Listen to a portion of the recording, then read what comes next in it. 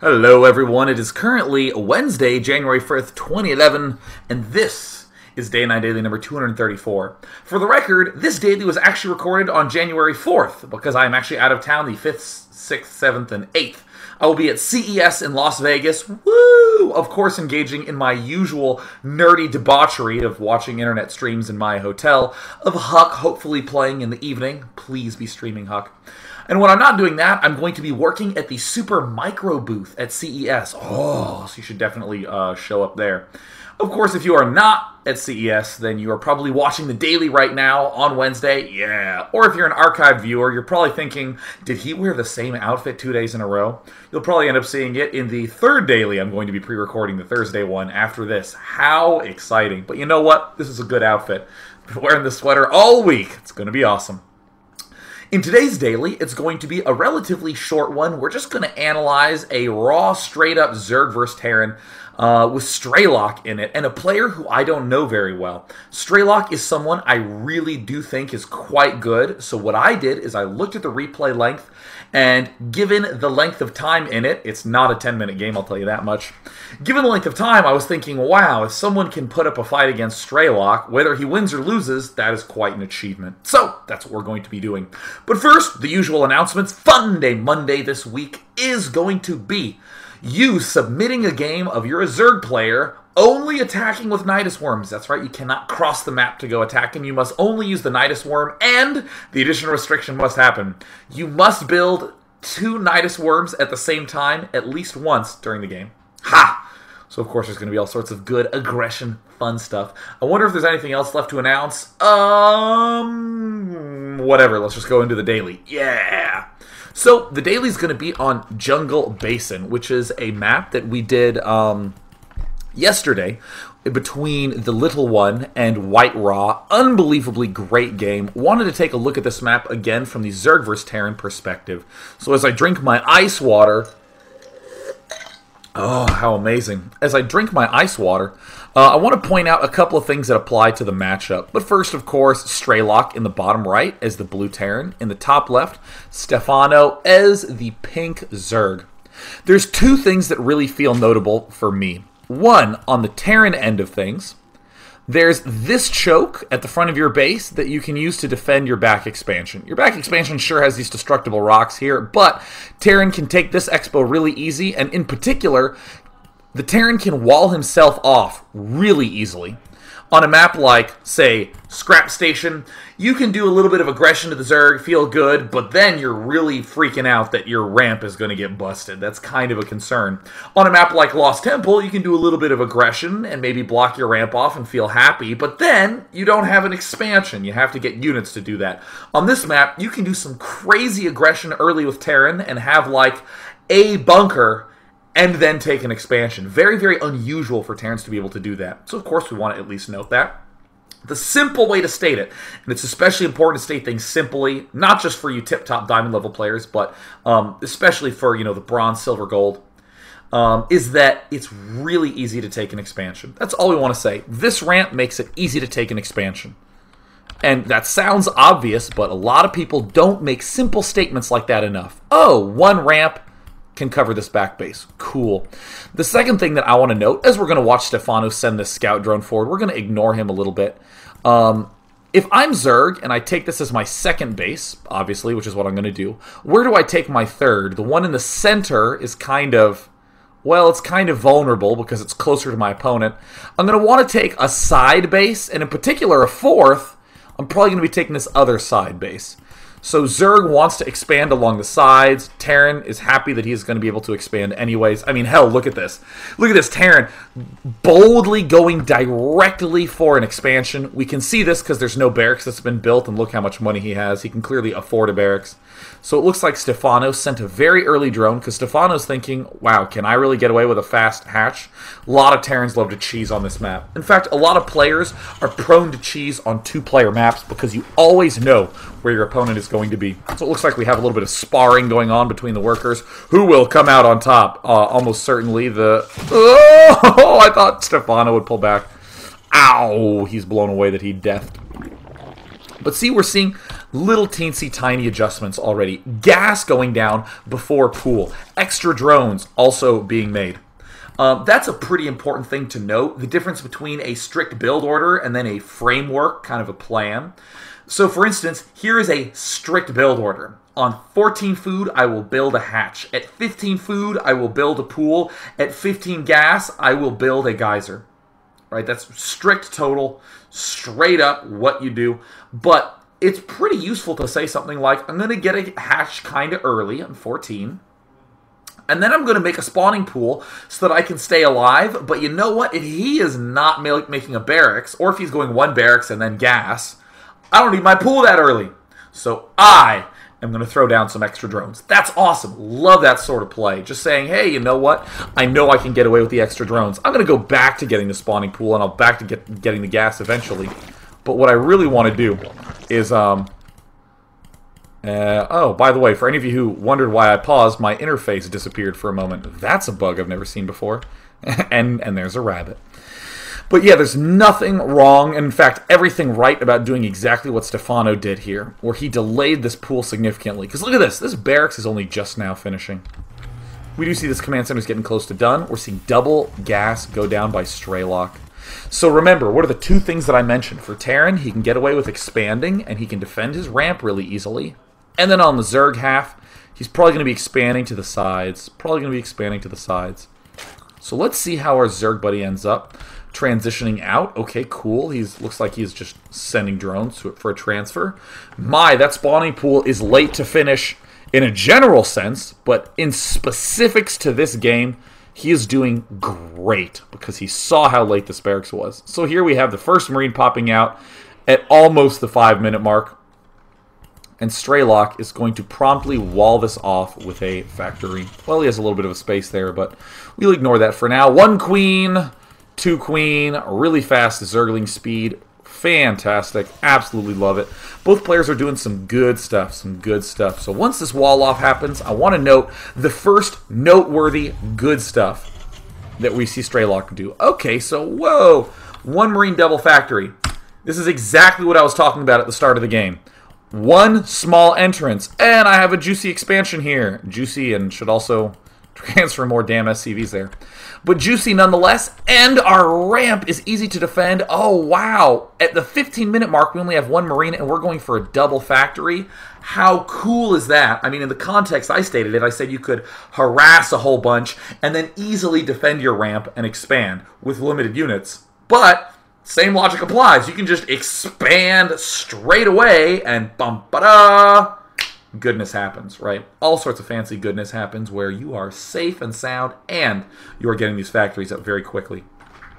So rather than emphasize what these factories will eventually do, just note that right now Strelok is fine. He never even needed to build a bunch of barracks. He never even needed to get a lot of Marines. He didn't need to build any bunkers. He was set and in good shape and ready.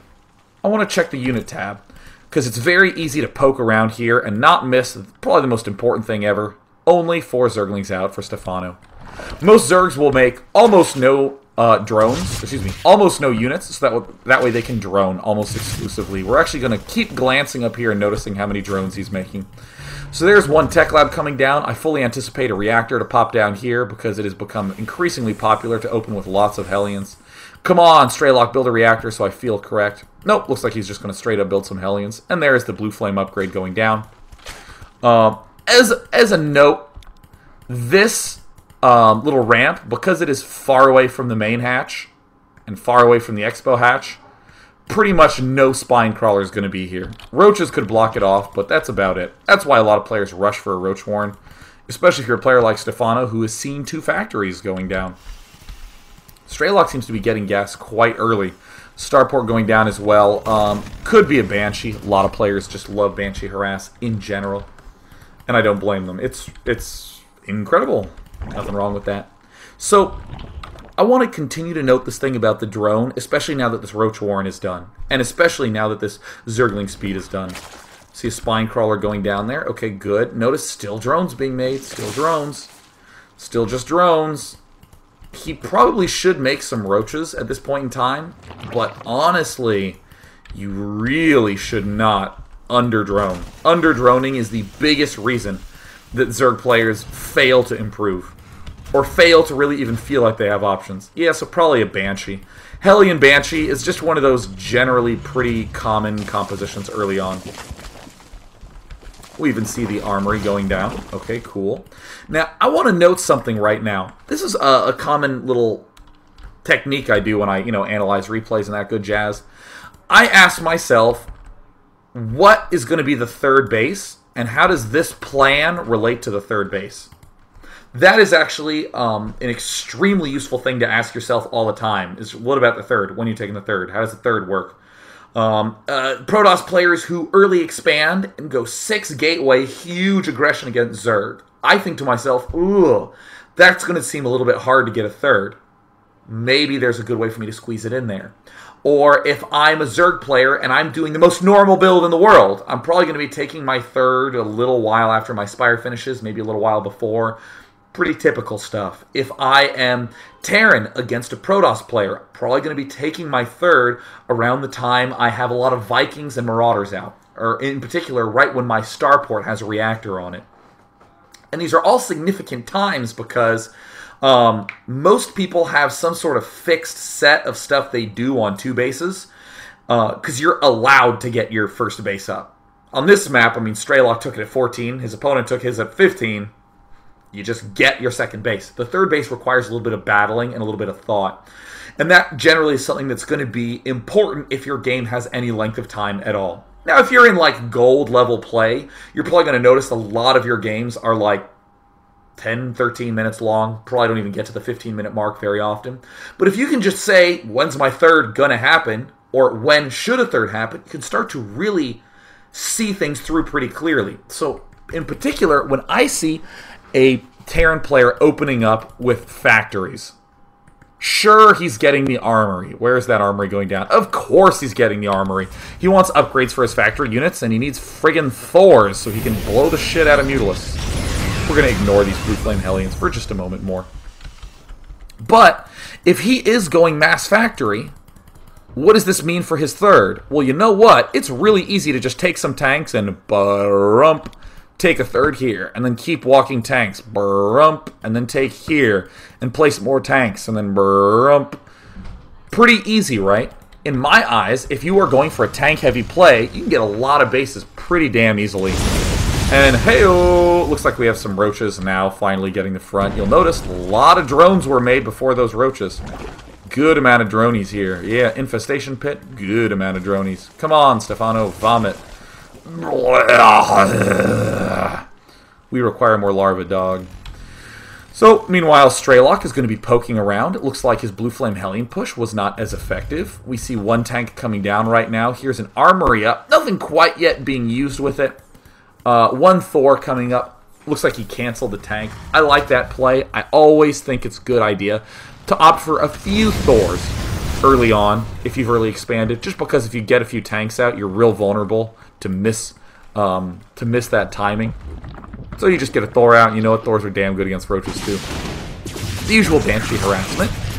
But we're already starting to see a little bit of stuff that is quite well thought out.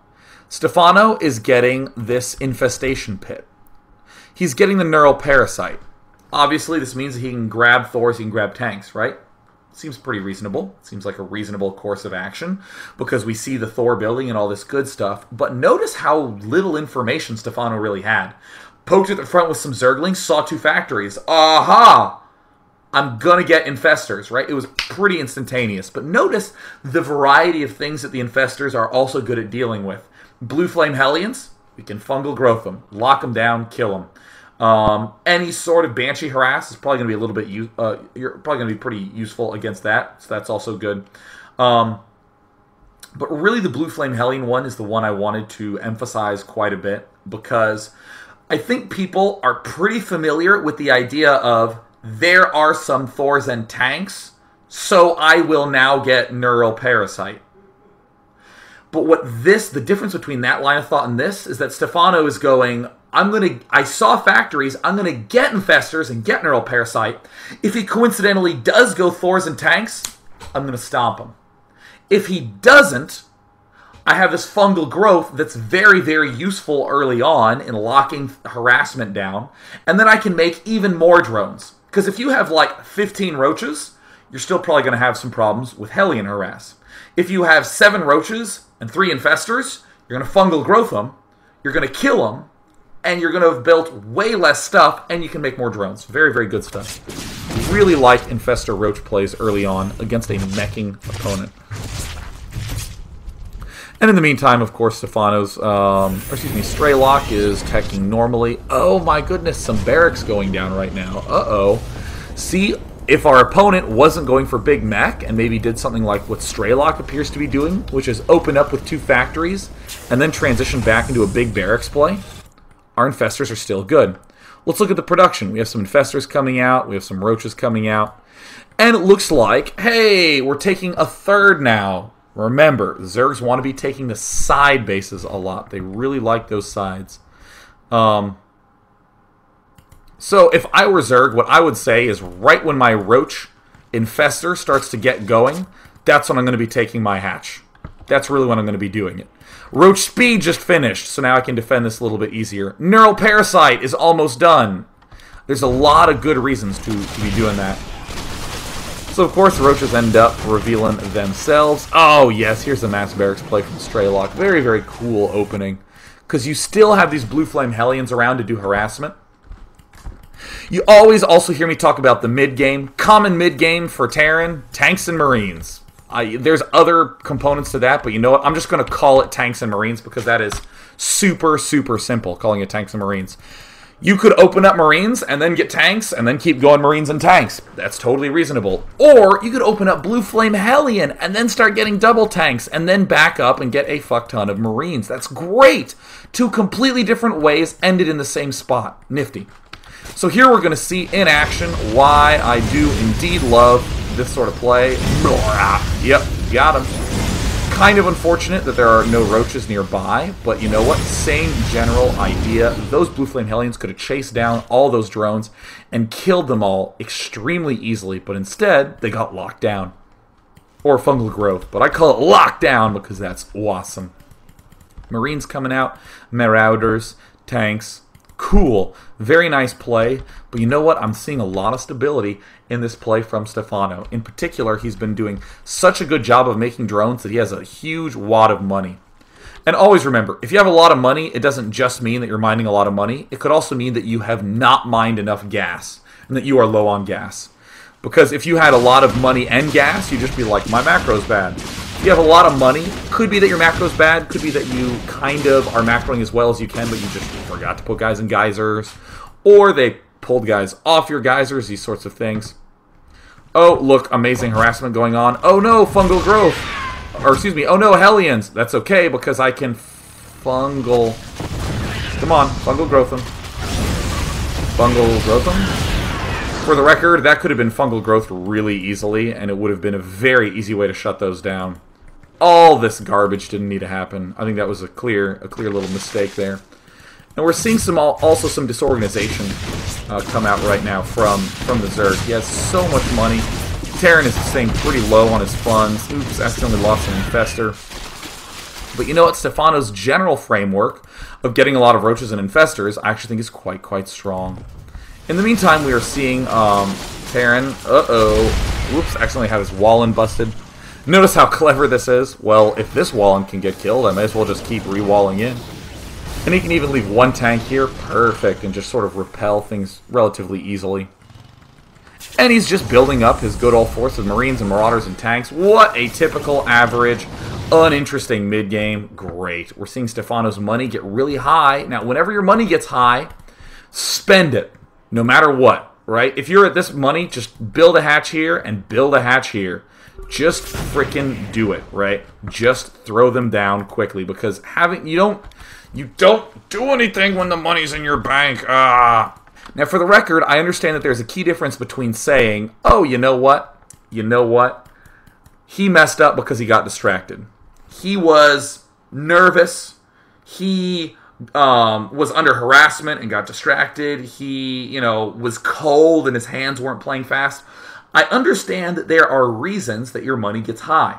but you should always be very critical about it. You should always go, gosh, I need to figure out a way to still macro even when my hands are at sub-zero temperatures, right? Even when someone's inadvertently spilled liquid nitrogen on my frickin' hands. And we're seeing something really interesting come here out of Stephano. In all the Zerg vs. Terran games I've seen, this is a very fast hive. This is very fast. So I'm starting to get a more general sense of Stephano's game plan. Cool, if I see mech, I'm going to be going for a Roach Infestor mix, but with that very fast Infestation Pit, I'm also going to get a fast hive, and then maybe I can get some really fast Brood Lords. Really begin cracking a Terran down. This might actually be one of the more popular ways to play in the coming years. So you know what? I do think this was smart by Stephano to just sack this expo. I mean, the little one stated this very, very well. He said that if an expansion is going to cost you $1,000 to keep it alive, but it only costs you $300 to put it down, it's probably a pretty reasonable idea just to sack it, right? If you're going to be battered hard for this hatchery, then just let the hatchery die and do more damage elsewhere. And we do see all the roaches coming in here to do a little bit of run-arounding action. Okay, cool. This is interesting. Now, why would these infestors be pulled back? It's very common to sort of do all-in-ish type things, where you just grab all your stuff, click them in, but you know, this is very smart, because you know what? The infestors are what allow Stephano to defend things. They're what allow him to do all his fancy junk with fungal growths, with pretty much any anti-harassment. Fungal growth plus infested Terrans, all that good stuff. Yep, there's some infested Terrans popping out. Here comes the Gak. Here comes... Stephano! Stephano! Could have killed that off. And in the meantime, this sort of good jazz can happen. There's a lot of kills on those roaches. Looks like pretty significant. Pain was wrought, but of course Zerg is looking quite low on the food count. So he's expanding. Should have expanded a little bit earlier. Still getting totally tossed around. There's a Greater Spire almost finished by Stephano. Zergling's now getting made because, you know what, we just have so much money. And oh, the Corruptors that will soon be Broodlords. Because you know what, there's no other reason to get a Greater Spire. Oh. Now, let's point some things out right now. I just want to note that Strelok is playing pretty well, right? Shouldn't have this much queuing going on. Should have more guys in here, but you know what? That's a lot of stuff, right? Stephano is not looking so good right now. He had some opportunities to defend. He had some opportunities to macro that he missed. And given that he's kind of botched all that, he is not in the best spot. Hey, those infestors we brought back, look at that. Saving the day. In a similar vein, a lot of Protosses tend to leave sentries behind to block things off, because you're noticing this fungal growth is just completely shutting this push down. Really good to do. Now, those Broodlords are somewhere. Oh, there they are. And suddenly, Terran's kind of going, whoa, because this pretty much is anti-air. Thors don't count as anti-air against armored units that fly, because let me tell you something. When it's doing 7 damage per shot, and it has a really long cooldown, it doesn't even feel like damage, especially not for something that has 225 hit points. And the Neural Parasite. Now, this is pretty cool. Now, what I want you to notice here is that Stephano is rich in money. Crap, that's bad. He is rich in money. He's on really 2 bases. Sure, a third base is finished, and sure, a third base was finished and got killed, but none of them have really come into play. 2 bases. 2 bases.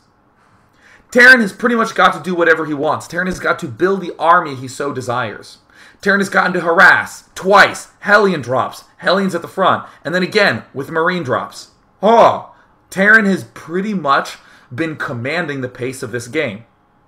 But despite all of Strelok's good, and despite all of Stephano's bad, Stephano looks really good right now. And whenever I see something like that, that makes me go, whoa, there's something really good going on here. Thinking Roach Infestor into really fast Broodlords doing this much damage when you've messed up that badly, I mean, come on, 5,000 minerals, you didn't get that high in single player. That's a lot of money. But Stephano, his art is not in this macro and not in all the fundamentals, it's in the timing of this play. Again, you heard me just go, wow, that was a really fast high. And look at this, these infestors are even combining well with the rest of this army. They're trying to run away from the Broodlords. He can trap things. He can prevent them from running up to the Broodlords. Infested Terrans providing a little bit of anti-air support. I'm almost certain Little One would want to turn this into a Zergling Infester into Broodlord play. And I actually don't think that that would necessarily be a bad thing. And man, that is just a total turnaround of events. How quickly these Broodlords came out and how much they turned the tide. That is actually very surprising to see. Now, the reason I'm so surprised at all this is that you hear me always emphasize how I want to steer people away from the idea of counters, right? There's no such thing as, oh, what counters the Broodlord? Oh, the Viking counters it. I was like, well, no, duh. The Broodlord can't shoot up. Right? It can only shoot ground. What's important is the sort of interaction of everything that's going on. A player who's going for a lot of Marines and tanks and for a big late push, Broodlords are going to work out well because it's kind of hard for a lot of the Terran units to get up to the Broodlords. The Marines can't quite get up there because, in general, you'll have a pretty significant ground army, a Zerg at that point. So the Marines aren't nearly as effective. The Thors don't even really do very much damage. You need Vikings, but a player who's going Marine Tank Thor doesn't really have a starport with a double, a starport with a reactor on it for double Viking. So a lot of times puts your opponent in kind of an awkward situation. So these sort of later Broodlords are pretty good. Now, if you get Broodlords really quickly, then you have a small army, and the Marines can run directly under the Broodlords and shoot them down. So in a sense, very, very early Broodlord timings, but not rushing for Broodlord, that is what's good. And that is what is hard. Again, it's not that Vikings are good against Broodlords. So just get Vikings if you see them. You got to get him at a spot where he doesn't quite have him. If you get Broodlords way late, when Terran has like 5 bases and he's just happily with 50 starports and 50 barracks and 50 factories, and he's like, what are you making? All right, V, he'll just kill you and you'll be sad. But man, this timing, what's so shocking to me is quite how early Stephano got it and how he was able to stay alive before then. Again, it's not Broodlords are good. It's, wow, having that many Infestors allows him to get the Broodlords really fast, and that is really good. So here now we finally have some Vikings coming out. No add-ons, just had to build the starports raw, and we can churning stuff out. So of course Corruptors get thrown down, and now it becomes a little bit of an intuitive play for Zerg. He expands more. He begins making more Corruptors. Oh no, here are the Vikings, but man, these Infestors are helping so much. Gosh, those Infestors are just pivotal in this battle. Marine Tank, pretty good against Broodlords if you can get up to them. But you know what? With this ledge and all the damage that those Zerglings did and that the fungal growths did, not going to work out. Oh yeah, sure, Vikings that counter to Broodlords, but unless your opponent has no Infestors and no Corruptors, you're going to lose almost all those Vikings. What cool play. Really, this is an amazing illustration to me in a stunning opening by Terran. Absolutely stunning opening, one that you should all go totally steal. And then an amazingly fast timing by Stephano with these Broodlords, driven largely by Roaches and Infestors in the mid-game. Oh! So now that really makes me kind of want to change my style a little bit in Zerg vs. Terran. Because you know what? I am a Mutalisk, Baneling player. That's what I do. Maybe I might invest in some Broodlords later when I have a lot more bases. And then I kind of say, okay, well, I have the economy to afford Infestors now and afford the Corruptors now. He's going to have a lot of bases, so it's going to kind of be macro versus macro. But here, have the same amount of Infestors that you would on a lot of bases, same amount of Broodlords, same amount of Corruptors, but you just got them so fast, and that's how you got so many of them. Really, really like that play. So that was about a 30-minute daily. I'm going to end this one and then begin recording 235 right after this. Once again, if you would like to see me in Las Vegas, stop by the Super Micro booth at CES. Hope to see you there. Bam! Bye, guys!